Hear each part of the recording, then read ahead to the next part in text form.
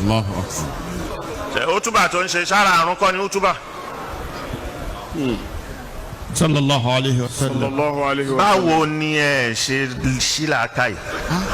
Mi ò mọ ẹ sílàkà yìí. Báwo lẹ ṣe sílàkà yìí kẹ́ gbọ́n táwọn wíyé? Àwọn kan sọ yìí tí ó bá lòdì sí in tó wà nù tírà ni tó sì lòdì sí Al-Qur'ani tá a fi ń jẹ́rìí tá a fi ń òun ni ìyẹn ibẹ̀ lọ̀rọ̀ wà. Ẹnìkan ní orí YouTube ni mo ti rí àdìsí tó ń tako Buhari pé àáfàá yẹn ní àáfàá mi mustashriku sí ni wọ́n ní tó alhamdulillah kò síbi téèyàn ti he mímọ́. Allahu akbar. ọgbọ. walaw min fasik. الحكمة ضالة المؤمن حيثما وجدها أخذها. حياكم الله. mo wá wo istishraaq ọ̀hún àwọn Orientalists àwọn mustashrikun mo á fẹ́ fún yín ní àpèjúwe kan péré contribution tí wọ́n ṣe sínú ẹ̀sìn lóòótọ́ wọn yẹn ṣe mùsùlùmí o àmọ́ ìmọ̀ làwọn dìlì pẹ̀lú kò sí nǹkan tó kàn án pẹ̀lú ẹ̀sìn kan irú àwọn èèyàn ni ìmọ̀ ni wọ́n wá contribute sínú hadisi tá à ń sọ yìí tí ò kéré tó yà sí pé àǹfààní ni fún gbogbo mùsùlùmí pátá tá a sì gbọ́dọ̀ má lò. bẹ́ẹ̀ ni. Hayyakumullah. àwọn ni wọ́n ṣe al-mu'jamul mufaris li alfaz al-ahadis ìdí méje gbogbo àdìsí tó bá ń wá pátá látòkè délẹ̀ ṣàtìrántí kẹ́límà kan nǹkan tí ó gbé fún ọ rí pé lọ wo nú sọ̀rọ̀ Buhari lọ wo nú Muslim lọ wo báyìí níbi báyìí lọ wo rọ́kùmù báyìí níbi báyìí indexi hadisi ni. index. ta ló wá ṣe àwọn kèfèrí àwọn kiriyó àwọn mustashrikun ni wọ́n ṣe. Allahu akbar. àwọn Orientalists àwọn ni wọ́n ṣe. àwọn akẹ́kọ̀ọ́ mú jíjọ yẹn ló ga kẹ́ni kan. àní hadisi gbogbo kutubu sita mọ́ àtá àti sunanu darami àti Abu Dawud àti Musnad bin Hanbal Ibn Majah gbogbo àwọn kutubu sita nù.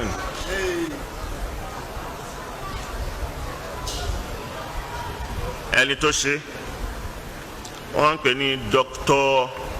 I.Y. Winsing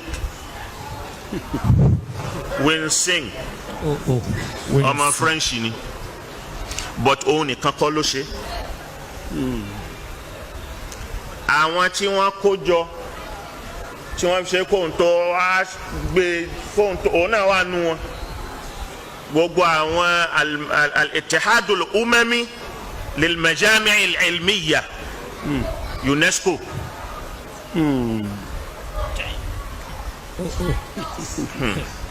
So wọ́n sì kọ́kọ́ gbé jáde ní 1936. Hayyakumullah. ni wọ́n gbé tírà yìí jáde. èdè French ni wọ́n fi kọ gbogbo ẹ̀ látòkè délẹ̀. ta ló wá tún sédè Lárúbáwá Sheikh Al-Azhari tó wà ń bẹ yìí ni. Ahmad Tayyib Dr. Ahmad Tayyib òun ló fi ṣe tarjama sédè Lárúbáwá láti méje báyìí. Allahu akbar. mo ní kì í ṣe pé bóyá. Allahu akbar. but Orientalists tán wí ok lágbájá mustachioku Oriental wọ́n ti mọ̀ ń pa àwọn àdìsí wọn yìí jìnnà bí wọ́n ṣe wọ́n dẹ̀ ṣe ìwádìí lórí ẹ̀ kódà inú wọn níbi tí wọ́n ń kó manuscript jọ káàkiri. ibẹ̀ náà ti dictate yìí pé Imam Bukhari òun kọ́ ló kọ Sahihu Bukhari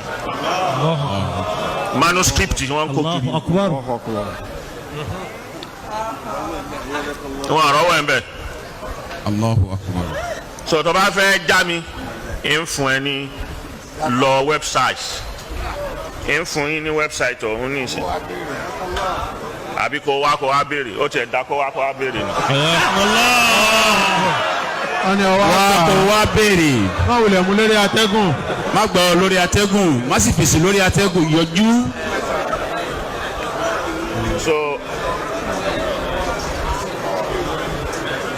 so àwọn tó bẹ̀rẹ̀ kínní yìí United Nations UNESCO padà wá kún wọn lọ́wọ́ ni tán fi ṣe. àwọn al-Ittihadul Academy al-Umami bá ń wò wọ́n àwọn tó ṣe àwọn tí wọ́n bẹ̀rẹ̀ iṣẹ́ lórí kínní yìí tó yẹ pé ọ̀rọ̀ ẹ̀kọ́ ni ọ̀rọ̀ mímọ̀ ni so kò sí ìtọ́kàn wọn pé lágbájá ẹlẹ́sìn kan ẹnìkan wà ó ń káàkiri gbogbo àwọn àfáà lámọ̀ wọ́n ń pè ní Stefan ọmọ Germany ni ó ka tírà ó rí àwọn tírà bàbá ló bá kà lamhatul bilur ó ka Islam fi Nigeria ó ka Nasimu Soba. Ó wá rí ìtàn tí bàbá pa wípé Yorùbá àti Masari Masudani ni wọ́n ti wá pé Yorùbá ìran kan ni ní Sudan tí wọ́n ń pè ní Hadandawa ó ní Yorùbá ń pè ní Odùduwà. Allahu Olórí rahimahullah. ọmọ Odùduwà ìran kan ni nínú Sudan tí wọ́n ń pè ní Hadandawa. àwọn náà máa kọlà bí Yorùbá ti kọlà wọ́n á kọ pélé mẹ́ta wọ́n á pa bàjá. Allahu akbar.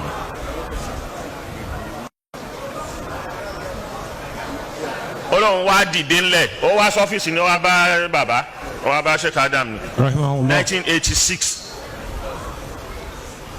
Ọlọ́run fẹ́ verify àwọn nǹkan yẹn ọ̀rọ̀ tí bàbá sọ ló bá lọ Egypt ló bá gbàbẹ̀ ó bá darí sí Sudan ó gbọ́ Lárúbáwá náà tó pọ̀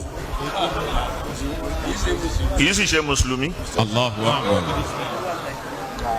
So ńgbà tó débẹ̀ ó ṣá wá káàkiri ló bá kàn án lóòótọ́ ìjọ tó wá bá bàbá ń bí ó ní ọ̀rọ̀ yẹn ńgbà tó ń rí ìkà ó ní òun ló gbé òun lọ tọpa òun wá rí àwọn ọ̀ràn yẹn lóòótọ́. Allahu akbar. pé kò sí rọ́ńbẹ́ wọ́n dẹ̀ ṣẹ́kù. ó wá bẹ̀rẹ̀ sí àwọn lamhatul belor àti fi mashahir ulama Ìlọrin tí bàbá kọ ó wá bẹ̀rẹ̀ sí tọpa lẹ́kọ̀ọ̀kan ó lọ jókòó sí Ìlọrin. Allahu akbar. ó mọ gbogbo ojúlé tó à ń lọrin pátá látòkè délẹ̀. Bẹ́ẹ̀ni. àwọn manuscript àwọn àfáà tí wọ́n kọ tó jẹ́ manuscript torí gbanú lẹ́kọ̀ọ̀kan in tó wà lọ́wọ́ ẹ̀ kò sọmọ Ìlọrin tó ní lọ́wọ́.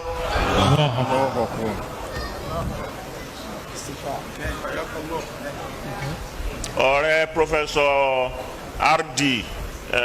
Abubakar Abdulrazak Abubakar Aderemi. So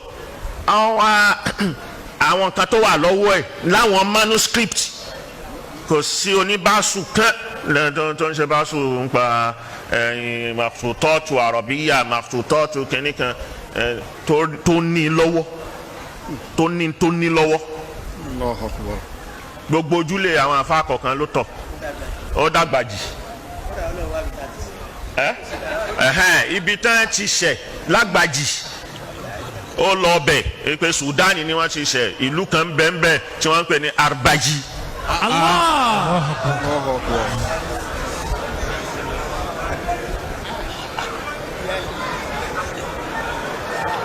tẹ́ bá dárúkọ àfa kan ńlọrin kò ní bójú sókè gbolẹ̀ kó tó dárúkọ ẹ̀ kó tó máa sọ̀rọ̀ ẹ̀.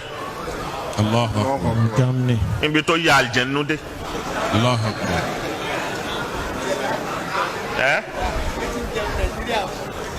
Wọ́n jókòó ni kò sí níwọ̀jú jíǹsì kò kó ju jíǹsì mẹ́ta àbí ṣáàtì bíi mẹ́ta dání lọ ó sì lò bí ọdún kan tó ó close mọ́ ọdún kan tó ló ń lọrin ẹ wá ti gbé báàgì yẹn ẹ wá ti gbé sẹ́yìn báyìí yóò máa wọlé kọ̀ọ̀kan ni mustashiriku ni ó contribute sí iṣẹ́ àwọn àfáà nílọrin Orientalists ni. Masha Allah. So ìwọ tí o bá mọ̀ tí làákàyè rẹ̀ tó wà ní orí omi tẹ́lá sí pé lórí omi báyìí kò jíǹ do omi so tó bá ń sọ̀rọ̀ so a mú àwọn àpèjúwe wá fún ẹ nínú àwọn àpèjúwe tá a fi yí ọ ni.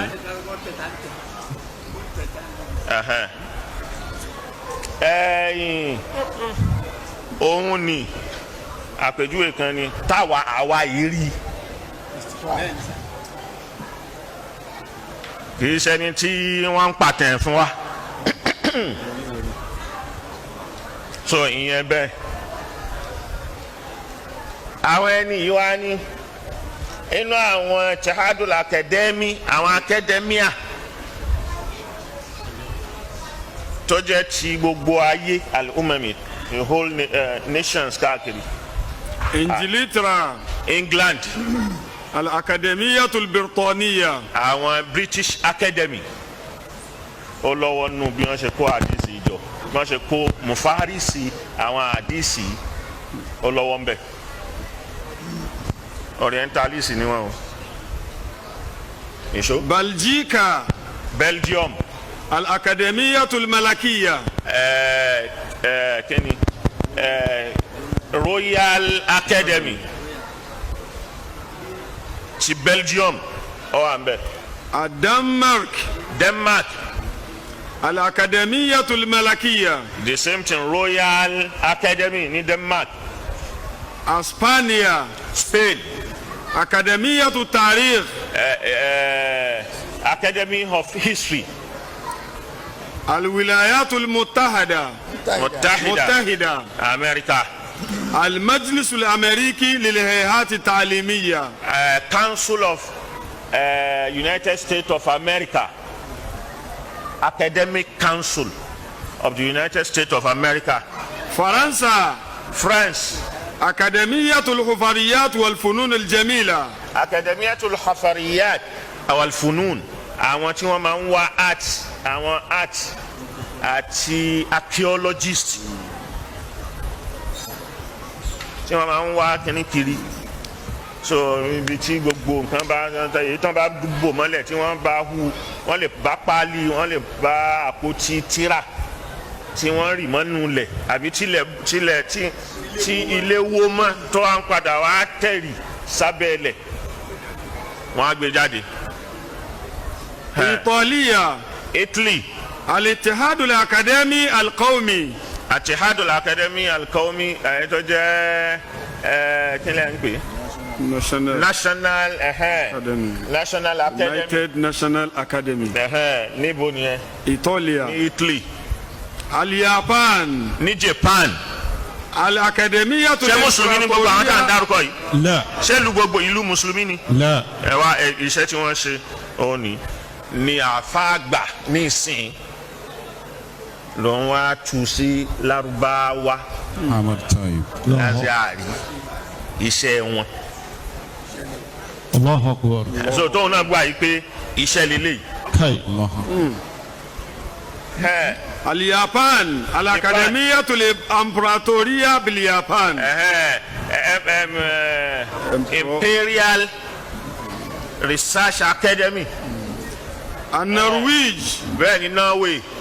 Al-Akademiya tó Norway. àwọn Norwegian Academy. Holland. Wizaratul Ma'arif al-Amma wal-Funun wal-Ulum.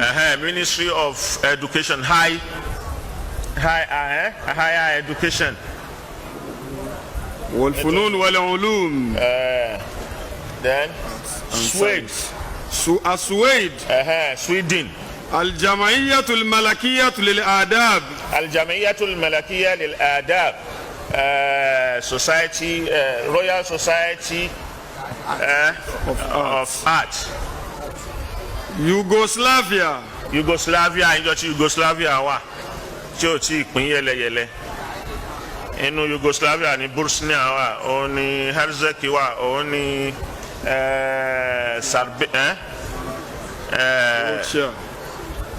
Croatia lábẹ́ Yugoslavia ni. Ìjọ tí wọ́n wà lódìdí yẹn. الأكاديمية اليوغوسلافية في Belgrade.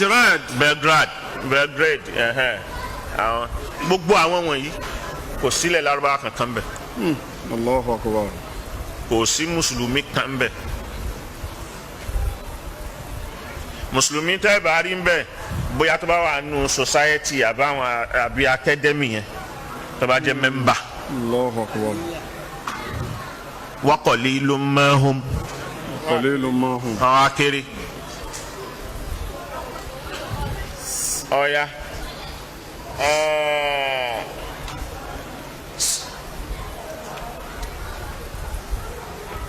So interfefa yọ̀ ń bẹ̀ ní pé mùkọ́dìmọ̀ ẹ̀ pọ̀ but mi ń fẹ́. So àwọn mùsùlùmí tó padà wá tó wá fara kí wọn ní Masari ni àwọn yẹn. والنوع الثالث من الأخطاء التي يجب أن أشير إليها يتمثل في الرموز التي تدل على أرقام الأحاديث وعلى الأبواب والصفحات في مختلف الطبعات. àwọn edition tí wọ́n ń ṣe àwọn mistake tó ń lọ ń bẹ̀ lórí rọ́kùmù hadith lórí kíní òun làwọn yẹn tún ṣe. làwọn kan náà bẹ̀rẹ̀ iṣẹ́. ولقد حاولت أن أقلل من عدد هذه الأخطاء. àwọn ti ṣe